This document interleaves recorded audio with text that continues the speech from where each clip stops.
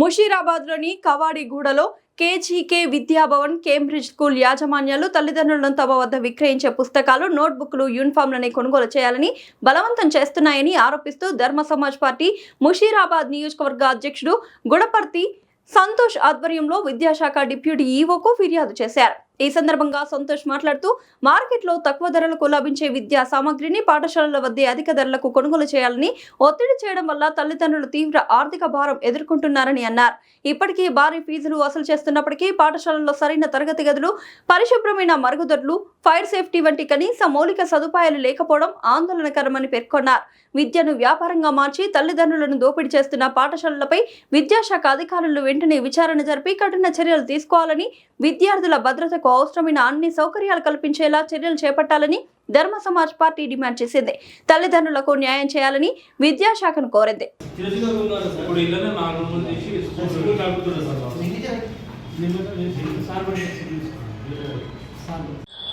ఈరోజు మన ముషీరాబాద్ మండల ఎంఈఓ గారిని కలవడం జరిగింది. మేము గత కొన్ని రోజులుగా ముషీరాబాద్ మండల పరిధిలో ఉన్న ప్రైవేట్ స్కూళ్ళలో వెళ్ళి మేము తనిఖీలు చేయడం జరిగింది. అందులో భాగంగా ప్రైవేట్ స్కూళ్ళలో బుక్స్ అమ్ముతూ, యూనిఫామ్స్ అమ్ముతూ, ఇంకా అధిక ఫీజులు ఎక్కువ తీసుకున్నారని చెప్పి మాకు కంప్లైంట్ రావడం వద్ద మేము వెళ్ళి తనిఖీ చేసినాము. అందులో కొన్ని స్కూళ్ళు దొరికినాయి, రెడ్ హ్యాండ్గా పట్టుకున్నాము.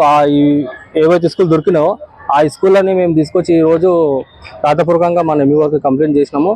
కంప్లైంట్ చేసి వాళ్ళ మీద చర్య తీసుకోవాలి. ఇంకా ఏదైతే కొన్ని స్కూళ్ళు రూల్స్కి అగెనిస్ట్గా నడుస్తున్నాయో, ఫైర్ ఎగ్జిస్టింగ్ కానీ ఇంకొకటి రూల్స్ మొత్తం అగెనిస్ట్గా ఉన్నాయి, అవి విజిట్ చేయాలని మేము కోరుకున్నాము.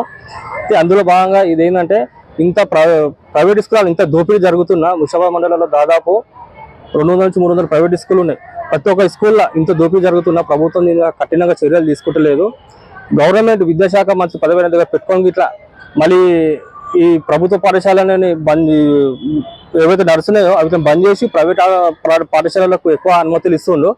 అంటే మన ప్రజల ఓటుతో గెలిచిన ఈ ప్రభుత్వాలు వాళ్ళ అవసరాలు తీర్చాలి, కానీ ఇక్కడ ఈ ప్రభుత్వాలు ప్రజల ఓటుతో గెలిచి వాళ్ళు ఏదైతే సంపాదన వాళ్ళు కష్టపడి సంపాదిస్తారో అన్ని ప్రైవేట్ పరంగా వాళ్ళు అధిక ఫీజులు, బుక్స్ ఇవన్నీ దోచుకోవడం జరుగుతుంది.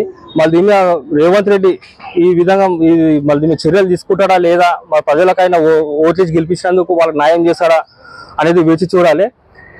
మేము ఈ ధర్మ సమాజ్ పార్టీ నుంచి మేము ఇప్పుడే కోరుకుంటున్నాము, ఈ ప్రైవేట్ స్కూల్ పాఠశాలల దోపిడీని అరికట్టాలి, దీన్ని కఠినమైన చర్యలు తీసుకోవాలని చెప్పి మేము కోరుకుంటున్నాము.